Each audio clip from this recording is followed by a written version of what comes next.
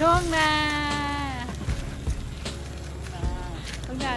เดี๋ยวมื้อหน้าค่ะสิมาเก็บผักเนาะบรรยากาศมันจะเป็นทางตัดไม้เนาะทางหนองพญาเนาะ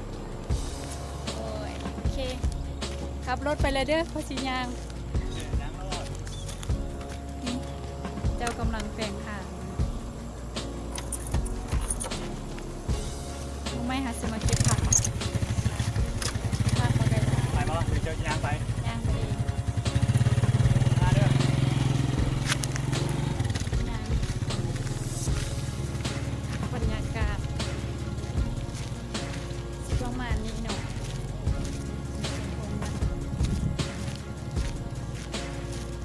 ย่างเว็บไซต์เดียวเลย